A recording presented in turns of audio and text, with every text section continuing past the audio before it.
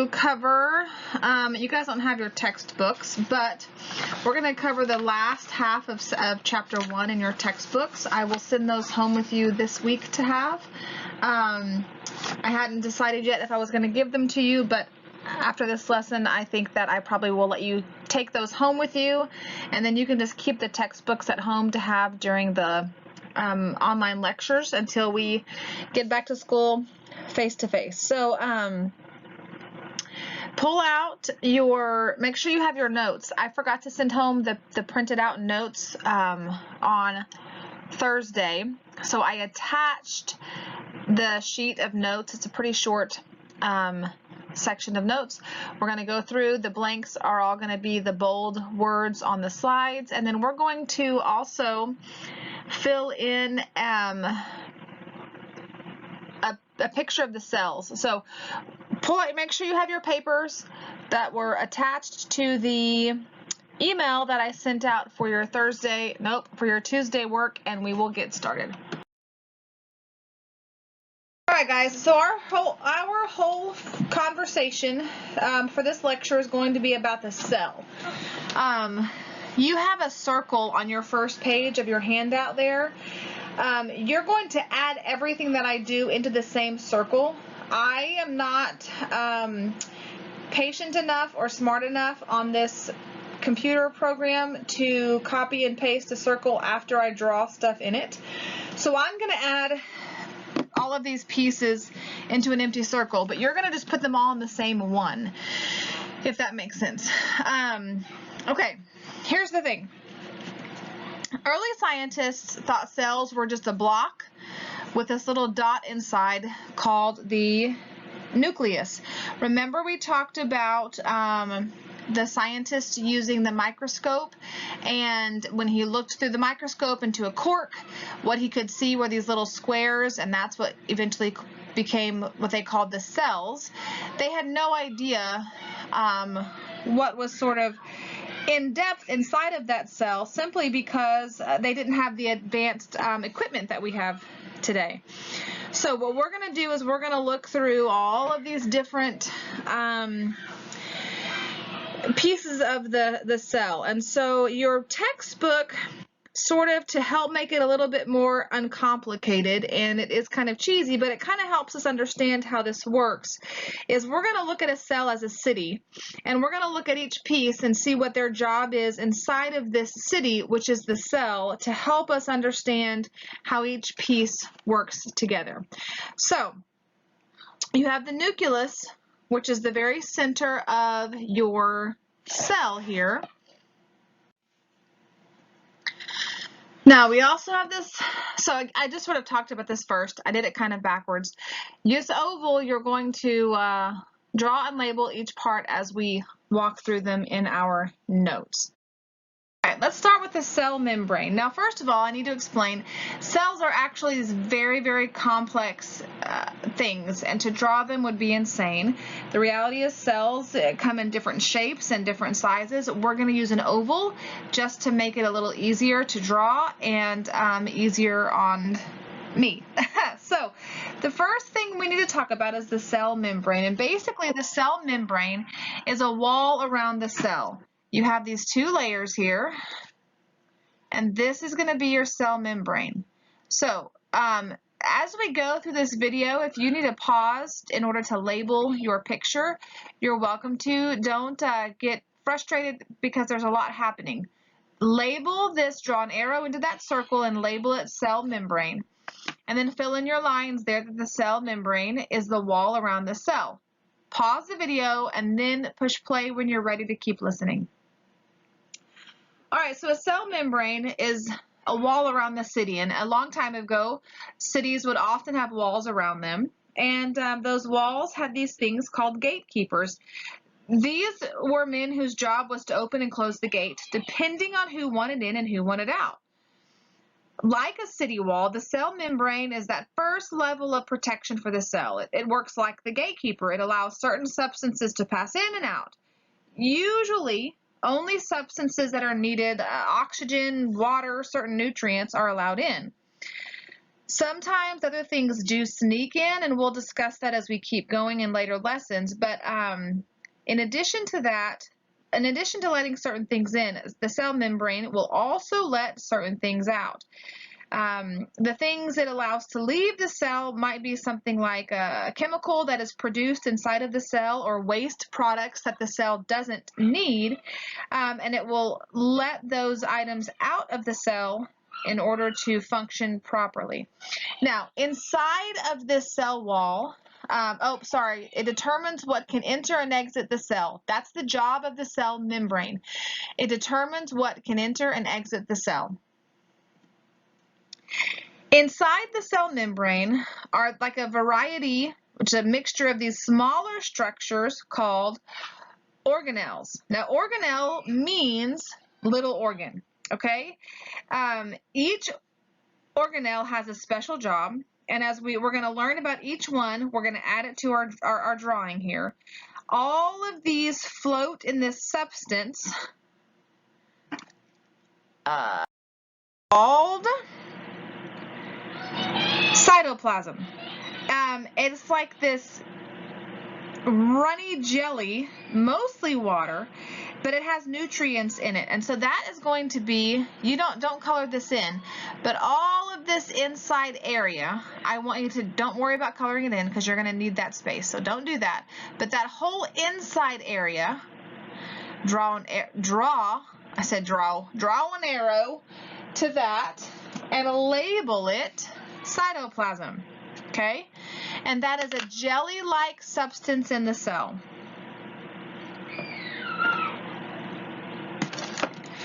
Okay, let's keep going.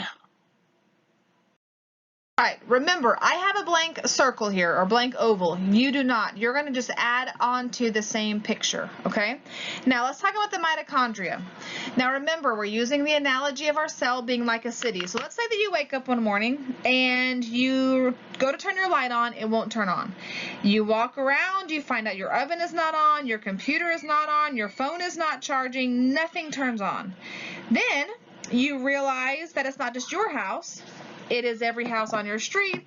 Soon you realize it's every house in the city. So what happened? Basically, it would seem like the power plant that supplied power to your city was not working. That's exactly what the mitochondria is. Just like your city gets power from power plants, each cell has their own power plants. The truth is there are several within that cell. And these are the mitochondria. It gives the cell power. They're actually typically called the mighty mitochondria because they give each cell their power.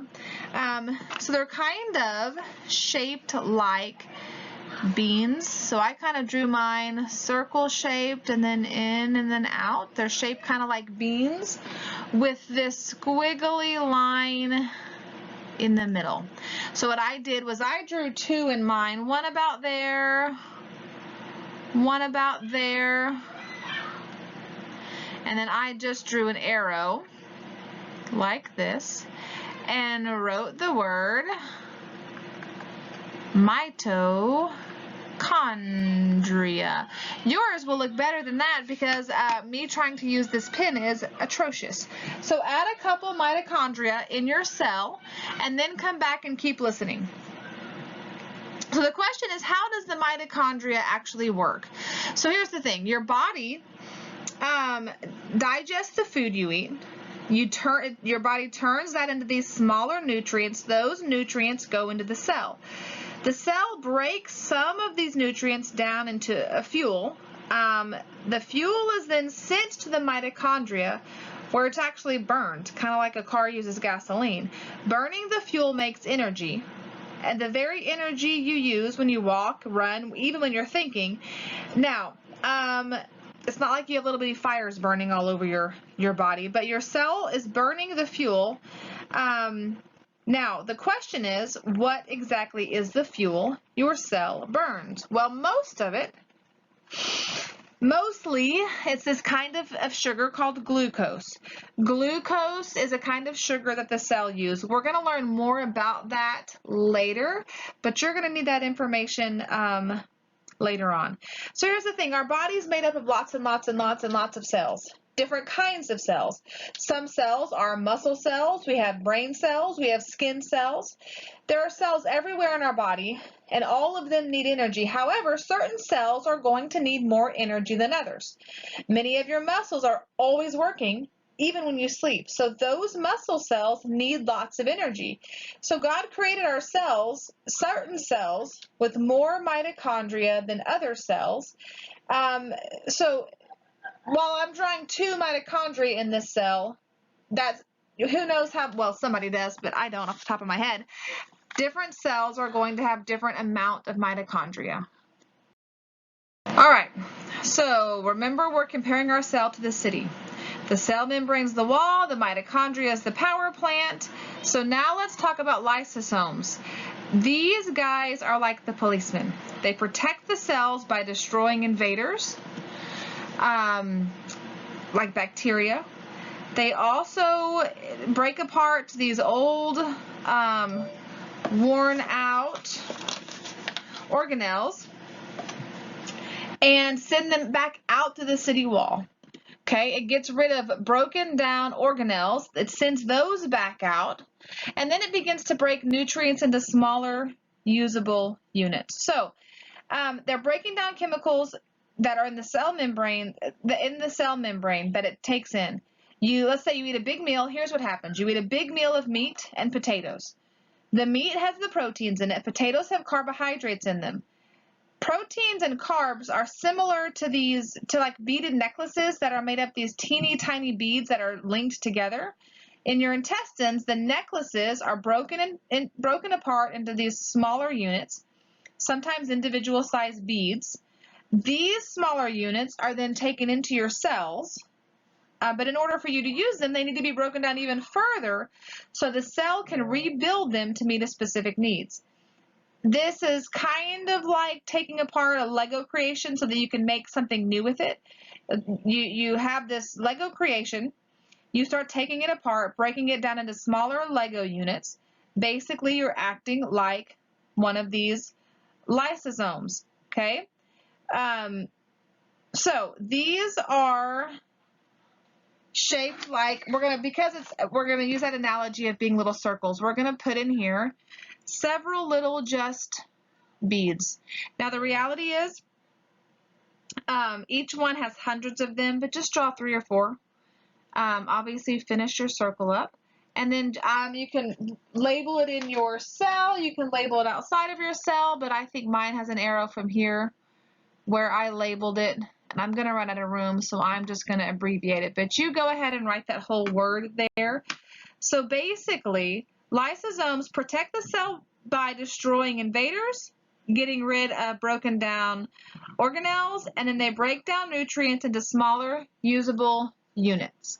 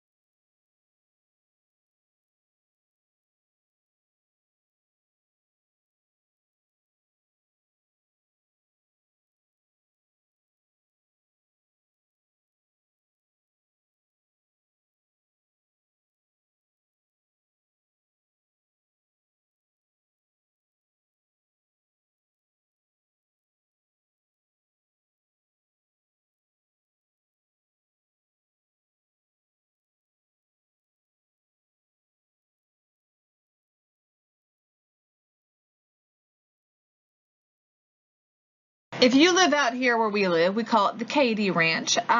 Pretty much on a daily basis, a delivery truck of some sort is going to pull up onto our property. And just like cities have delivery trucks, our cells have delivery trucks. So let's talk for a second about ER. Now, it's not an emergency room. This is the endoplasmic reticulum. Now, none of us want to say endoplasmic reticulum over and over and over, and so people just call it ER. And what these guys do is they deliver chemicals to where they are needed, and they send waste out. They're transporting things around the city cell. It's kind of like a delivery truck and a garbage man. What would happen to our city if there was no trash pickup or no city dump? Well, we would have trash all over the place. And just like a city needs a mailman and a garbage man, our cells need this delivery and cleanup service. So the ER takes chemicals that were packaged in those Golgi bodies we were just talking about and delivers them to where they are needed. It also sends waste to where it needs to go so we can leave the cell. These guys are the mailman and the garbage men, kind of depending on what needs to be done. Just like real cities, most cells have more mailmen and garbage men than grocery stores. Each cell will also have more ER than Golgi bodies. The ER resemble ribbons. Sometimes these ribbons will have these things called ribosomes on them. These guys are really important. Right now, we're just going to draw them in our cell. We will talk more about what those guys do later on. But these I drew mine like this. They're like ribbons. Let me get my pen working. Okay. So I just sort of drew this little one here, and then I think I drew one up on the top somewhere over here. Now, I'm not a good artist, but there we go. That one's terrible. But then one of them you need to draw like beads all on, because some of them will have those ribosomes and some of them will not. So draw your beads all the way around and then draw an arrow and label them. This is an ER. This is an ER with, and I'm going to run out of room, but you label them correctly, all right? All right, if you need to pause this video to take a second to get those drawn in, go for it.